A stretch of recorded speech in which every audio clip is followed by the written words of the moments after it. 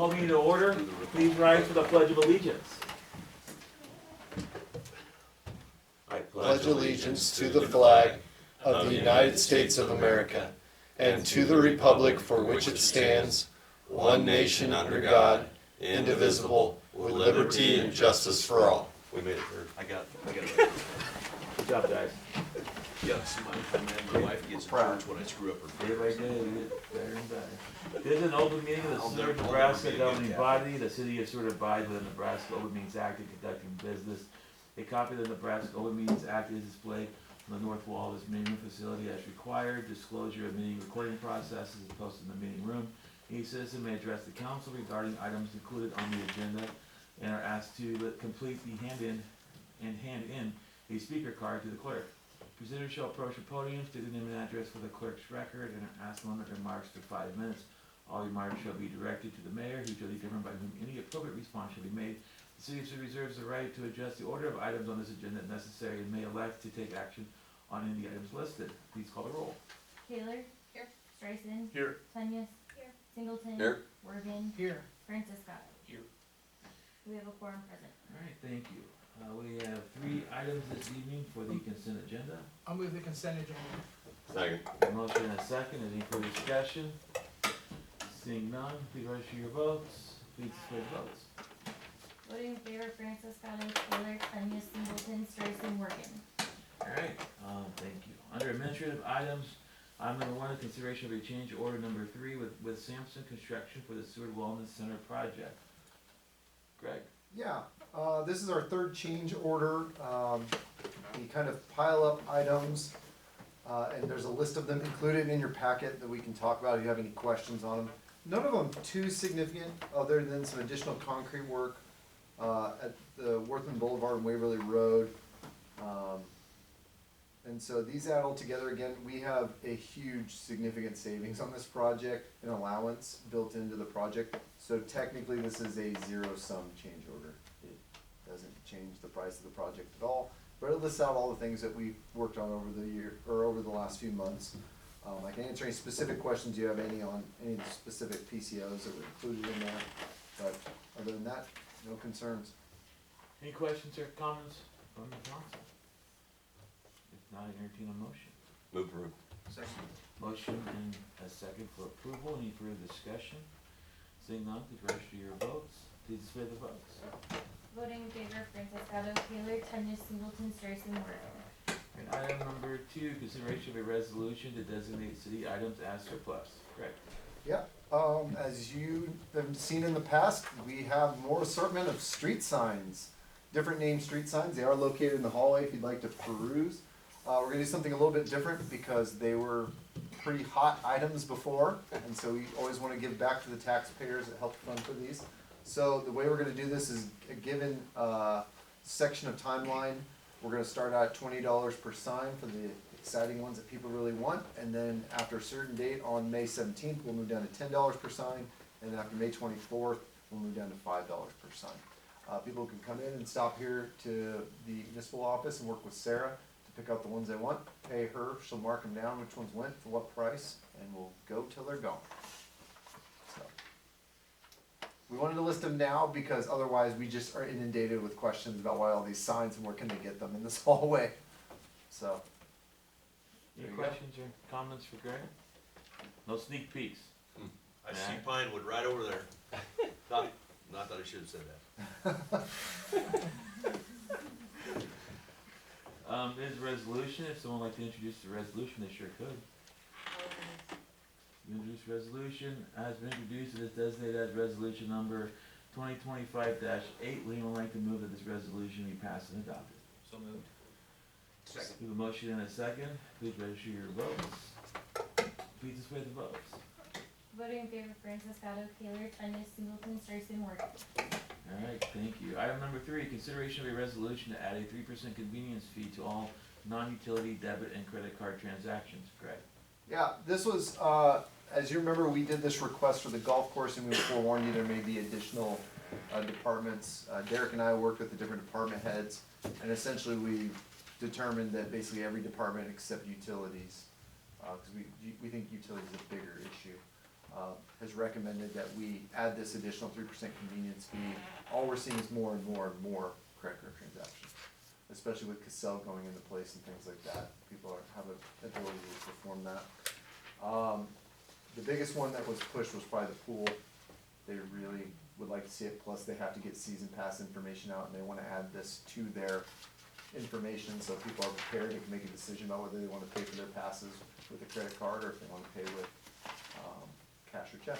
So, other than that, like we said, utilities won't be added to this, but generally the service fees, library, building inspections, cemetery, if you purchase a plot, you come through on those.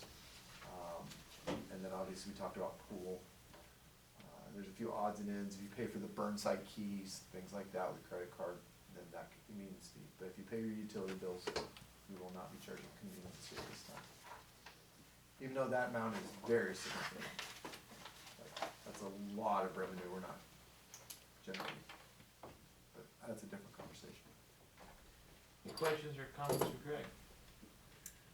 Now I entertain a resolution introduction. I'll introduce the resolution. All right, the resolution has been introduced and is designated as resolution number 2025-9.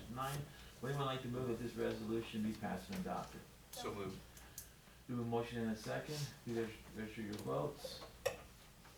Please display the votes. Voting in favor, Francis Gatto, Taylor, Tanya, Singleton, Strason, Morgan. All right, item 4, consideration of an ordinance to amend the permit requirements to house chickens on residential lots over 2.5 acres, correct?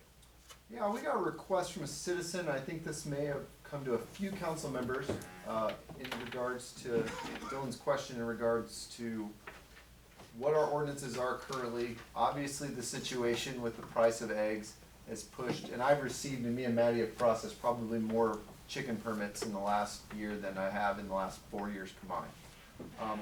Not an overabundance, and I'm sure there's places out there that didn't get a permit, but we had a citizen come in and stop by the office to ask questions about the policy, how it was made, and what opportunities they would have based on certain styling of parcels. The biggest concern was, how do we handle a situation with a neighbor that wouldn't agree? And I said, currently under the way the ordinance is written, if somebody doesn't agree, then you don't get them. There's no discretion involved. There's no percentage, like 75% of the people or anything like that. So that was noted on that. The other one was just a general discussion of the proximities, because we go from the, as I've noted before, we go from the property line in all directions from all the property points on the property line, not from where the coop is located or anything else. And so for parcels that are relatively large, there's a significant distance sometime from where maybe the chickens would be kept within a coop or structure and anything adjacent to them. And so we kind of had a discussion with the citizen and then said, hey, one of the things you can do is contact your city council members. And also I said I would brief the mayor.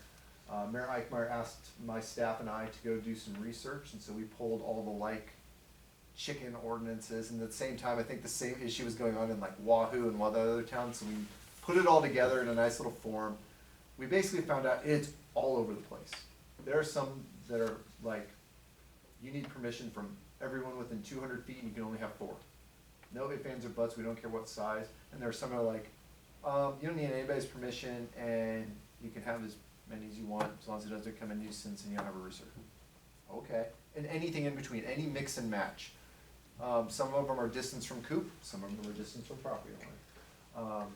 You name it, it's all over the place.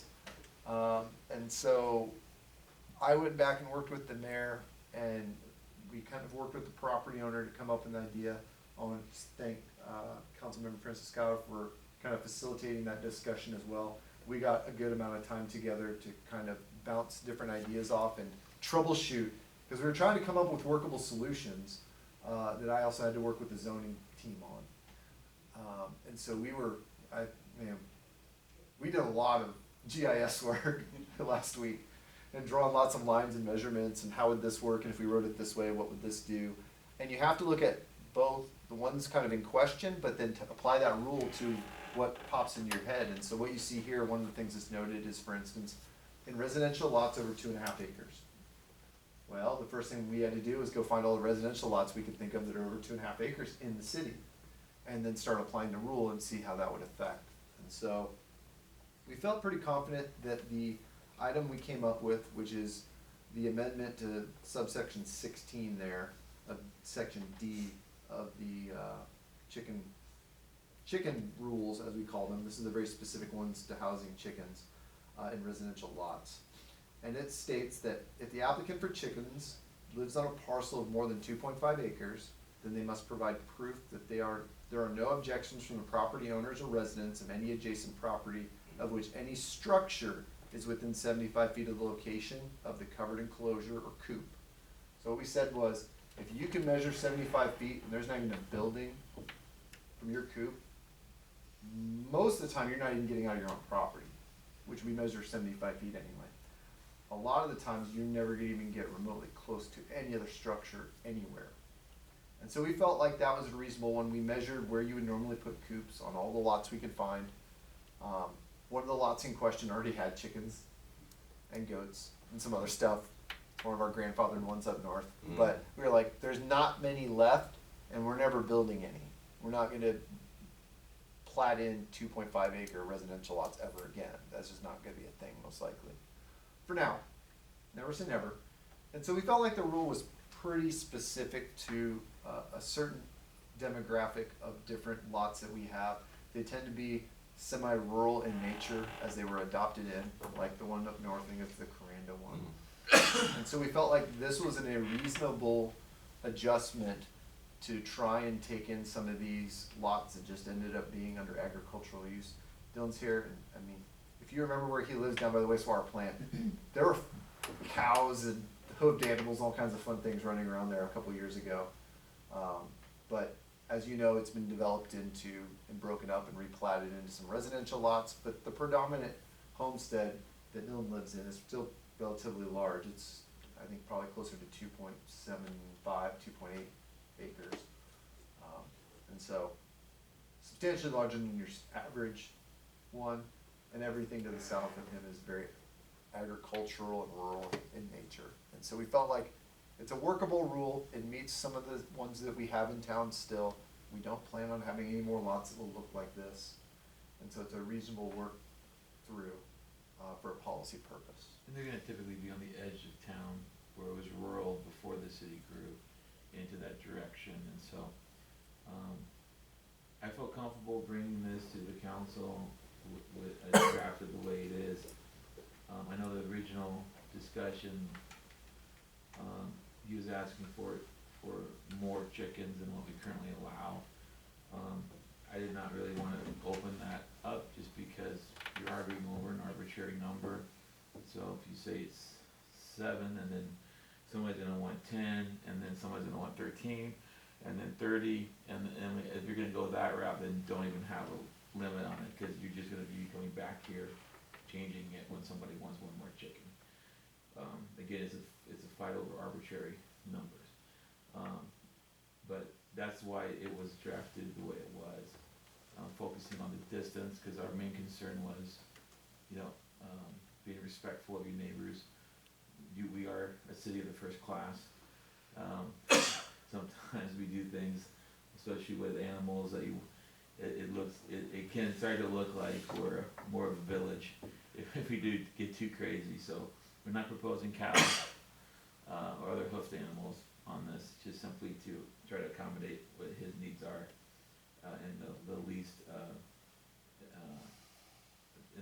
I guess, or in the most neighborly, I guess, sort of fashion. So, any questions on that? It is an ordinance. Did you want to speak to this item? It's up to you. I'm not forcing you to do anything. I'll give it a shot. Okay, just say your name and address for the record, and then Okay. fill out a card when you get a chance. Dylan Snyder, address is 1015 South Columbia Avenue. As he stated before, which I'd like to apologize for my attitude that day we talked in City Hall, I was a little fired up. My biggest reason I ran into this issue was the coop alone is farther than the required distance from the property line for a neighbor to give also ran into a slight issue in my own belief of why does a neighbor get to control what I do with a parcel of land that I bought with the intention of utilizing it? And that's the whole reason my wife and I decided to buy that property to begin with. She's a homeschool mother. She takes care of all her kids. They eat 3 square meals, 365 days a year down there. So given the price of eggs that we talked about, we burn through a lot of eggs at our house, roughly 10 dozen a week. We eat 18 every morning minimum. And that's why we really wanted to do the chickens. We had approval from the neighbor prior to beginning the construction of the building, then he had a change of heart. And that's where I came into the issue, well, why does he get a say in it if my building's gonna be a minimum of 145 feet away from the next structure? He'll never see here or notice it. And if we had to wait for the people he sold the houses to approval, we'd be sitting here for the next 2 years waiting for him to just even think about building on the next closest lots that he owns. So that was the biggest reason I brought this up. I thank you guys all for giving me the time. Zane, thanks for really handling all this and going through all this with me. And Megan, thanks for taking the time to listen to me. So I can be quite annoying sometimes, and I apologize. I'm not the best with words, and I'm not the best at explaining my emotions and stuff in public. So again, I apologize for how I acted that day. I guess that's really all I have to say. Thank you. So, yeah. Any other questions or comments from the council? I'll just add on it, it just, when it was pitched, it was a very unique situation. I mean, he's right on the city limits down there, but not much development that's gonna happen in the next 20 years, I'd imagine, south, east, or west of him. And that property to the north was just the footage from the coop to the actual structure itself. I didn't see any issues. And the other thought that went through my mind is if there ever is an issue, which I imagine there wouldn't be, there is a process to address that through the system, right?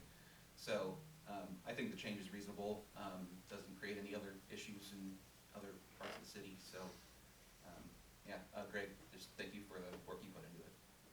I wanted to solve the problem on Friday. It'll be one of the highlights of my week after we got to get connected with Dylan, and he said, "Yeah, that sounds like that'll work." I was like, "Oh, look, we solved one problem. I solved one problem this week."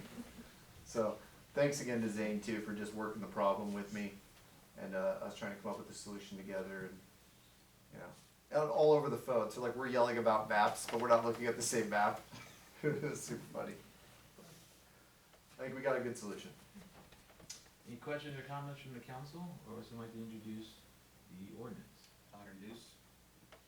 Alright, an ordinance to amend section 213-3.2 to repeal the original section 213-3.2 of the municipal code of Seward, Nebraska, which provide for the effective date hereof and ordering the publication of the ordinance in pamphlet form. The ordinance has been read by title and is designated as ordinance number 2025-12, and the title is hereby approved. I need a motion to dispense with statutory rule. So moved. Second. I have a motion and a second. Is any further discussion? Seeing none, please register your votes. Please display the votes. Voting in favor, Francis Gatto, Kaler, Tanya Singleton, Streisand, Morgan. Again, this is ordinance number 2025-12. Would anyone like to move that this ordinance be passed and adopted as read? So moved. Second. A motion and a second. Is any further discussion? Seeing none, the question is, shall ordinance number 2025-12 be finally passed and adopted? Please register your vote. Please display the votes. Voting in favor, Francis Gatto, Kaler, Tanya Singleton, Streisand, Morgan. This is the only ordinance for this evening, so I need one final motion to make the ordinance part of the permanent record. So moved. Second. Motion and a second. Please register your votes. Please display the votes. Voting in favor, Francis Gatto, Kaler, Tanya Singleton, Streisand, Morgan. Thank you. Item 5, approval of Seward 4th of July committee request for annual festivities. Greg. Yep, our standard fare, as we all know. We have our wonderful 4th of July event coming up every year. As we do, we have both the street closures and then the permit for the parade routing, and then ultimately, since the parade does cross the highway, we have to send a resolution that we approve those to the state of Nebraska and DOT. So I can answer any questions. No, I believe nothing has changed. I have reviewed the map. It's our same normal routing and staging, so. I think it was probably man, maybe even like 10 years ago. Just consideration for the fire department as well. The fact that we didn't have this, as Greg mentioned, the state was requiring a resolution once you had once you had the crossing the highways and everything else. I think that's when I started just requesting from the 4th of July committee, just to have a document that you could share with the fire department, that they would have it, everybody could be on the same page, police would know, even though typically it's the same route for the 4th of July, just making sure that people knew what streets would be closed and when, so they're, in case they decided to close something different, than they have in the past. So, I don't have any questions on that. I think we just need a simple motion for 5A, which is consideration of approval of a parade and street closure permit. So moved. Second. Motion and second, any further discussion? Seeing none, please register your votes. Please display the votes. Voting in favor, Franciscato, Taylor, Tanya, Singleton, Streisand, Workman. And then 5B is consideration of a resolution to close a portion of the state highway for the 2025 parade. Second. Motion and a second. Did we introduce the resolution? Is there a resolution? I don't think it's on this one. I thought Yeah, there we was, did. B's the resolution. Oh, there is. Sorry. Oh, no, that's all I needed. I'll introduce. Would you introduce the resolution? I would. You gotta get away from this 8.5. Alright, you've introduced the resolution. The resolution has been introduced and it designated as resolution number, 2025-10. we would like to move this resolution be passed and adopted. So moved. Second. Motion and a second, please register your votes. Please display the votes. Voting in favor, Franciscato, Taylor, Tanya, Singleton, Streisand, Workman. Alright, thank you. Next we have the city administrator's report. Let's see here.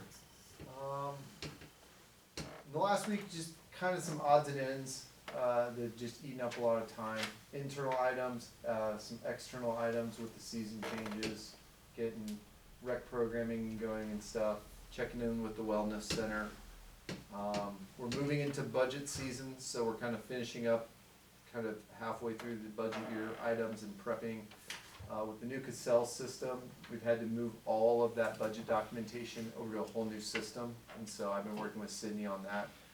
Our budget meetings start, I believe, next week is the first initial budget meetings. They've had their sheets for a month now, and so just kind of doing the preparation for those items. Like I said, just a lot of internal matters that have eaten up a lot of time that we've had to take care of. Kelly and I have been working with Jonathan on the dairy project. Mike, myself, a few others from the team here at the city. We had a good 3-hour meeting with the dairy team last week and got to see a lot of great stuff and talk about the progression, permitting. Things are gonna start moving probably in June, and you'll start seeing documentation come to you. But some of that dirt work that you allowed them to do under the lease term agreement will start getting started. We're going through the permitting process, how long that will take, looking at some electrical drawings, things like that, so we'll get rocking and rolling on that. Progress keeps going on the water tower over there, and me and Mike, Brandon keep that under, I wanted to say under wraps, it's literally under wrap right now, that's so funny. So we're, be honest with you, we're on our 3rd crew painting that thing. We are snake bit on this project, unfortunately, but we continue to progress forward and set our expectations, our timelines and costs, so. Really, I feel like both of them. Mike, is it correct? I would say that neither one of them had anything to do with us. Correct. Like, absolutely no reason, they had nothing to do with the city at all. I can't make stuff up. It's, truth is stranger than fiction. The RO plan continues to progress as well. We were able to get some changeovers done with minimal interruption. Probably nobody in the city even noticed, but Maddie did post information as we kind of converted some elements of that over to bring that 3rd skid over into the facility. Not online yet, but work is being progressed, and probably see that go potentially online in June, correct? Mike? End of June. So, working on those items, continue to do design work on different street projects, but probably a lot of that is prep on budget items. Last one that's probably eating a bunch of mine is just lingering LB 840 items in relation to Sixth Street Cafe.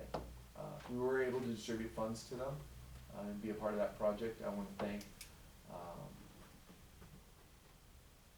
Councilman Kaler and Councilmember Miller, who was not here, who's the chair of the LB 840 committee. They did a lot of heavy lifting to help continue to progress that discussion forward. Tough conversations, long meetings, but we ultimately got where we got, and so I checked in with them today and sent an email off just to see where they're at. We were able to help them ward off foreclosure, so we'll just keep going and keep seeing what's going on and hope to get them open, so. A lot of stuff going on, a lot of different directions, but if you got questions about anything or anything else specific to the report, just let me know. Any questions or comments for Greg? Move to approve. Second. Motion and a second, any further discussion? Seeing none, please register your votes. Please display the votes. Voting in favor, Francis Gatto, Kaler, Tanya, Singleton, Streisand, Morgan. Giving future requests for council agenda items or administrative action. Seeing none. Next we have Jonathan. Upcoming events. What's upcoming? Thank you, Mayor. All right, next Tuesday, we have our Rising Stars Leadership Development graduation at the Civic Center. You're welcome to join us to learn more about that program. Also, on Tuesday the 13th, we have a business after hours at Aloe here in town. The next chamber board meeting is on Monday, May 19th. And then actually I missed, and then Thursday next week on the 15th, we're having an open house at the Civic Center. It's now open to the public. We're grateful for all the tremendous investments, efforts of administration and the commission to help get that building open. And so we're going to celebrate belatedly the Chamber's 125th anniversary from last year. We didn't have a building to welcome the public in, so now we do. And so our proposed open house then is on Thursday the 15th, and then the public ribbon cutting right now is scheduled for Sunday, June 15th, and I'll remind you of that in future council meetings. And then we have 2 ribbon cuttings coming up this month with our ambassadors on May 21st. We have Bex Hybrids, they're expanding here in the county, and then also Ackerman Design and Engineering. They took over the manufacturing facility on the west side of town, and we're excited to celebrate with them. Let's see, and then lastly, Wednesday, May 28th will be the Seward 4th of July committee kickoff with a hot dog feed. And then also, kind of a new thing, the Chamber's partnering with the committee this year to do an official event t-shirt. So we haven't done that before, we're trying to start a new tradition. So with that, thanks, Mayor. Thank you, Jonathan. And with that, is there a motion to adjourn? So moved. Second. A motion and a second, please register your votes. Please display the votes. Voting in favor, Francis Gatto, Kaler, Tanya, Singleton, Streisand, Morgan. Thank you all and have a good night. Thank you, Jonathan. You have a second? Yep.